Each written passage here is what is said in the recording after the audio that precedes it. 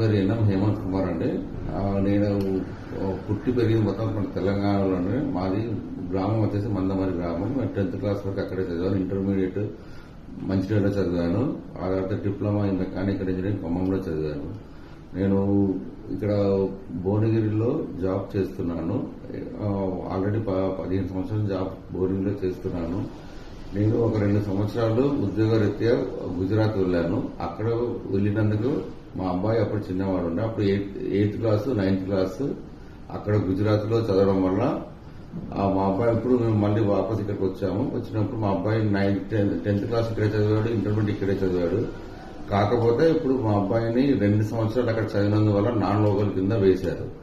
నేను ఇక్కడ ఎవరిని అడిగినా ఎవరు ఎక్కడి నుంచి ఎలాంటి సపోర్ట్ ఎక్కడ ఇప్పుడు దొరకడం లేదు. ఎవరిని అడిగినా అంతే అంటున్నారు. కంటిన్యూగా 6 సంవత్సరాలలో 4 సంవత్సరాలు ఒక్కడ ఉండాలి, 3 సంవత్సరాలు కొనాలి, ఎవరెవరు ఏదో చెప్తున్నారు. అక్కడికి ఎవరు ఏం చేయట్లేదు. మీరేమైనా చేస్తారనేది ఆశిస్తున్నాను.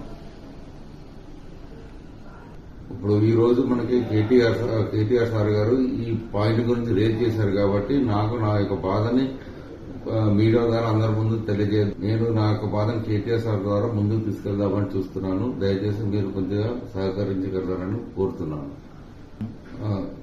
దీనికి నా దగ్గర ఉన్న మొత్తం ఆధారాలు, మొత్తం ఆధార్ కార్డు, మా అమ్మ నాన్నది, నాది, మా తాతది, అందరి ఆధార్ కార్డు మొత్తం, మా పిల్లలవి అన్ని మొత్తం నేను వాట్సాప్ ద్వారా పంపిస్తున్నాను. హెల్ప్ చేయండి సార్, కొంచెం సార్.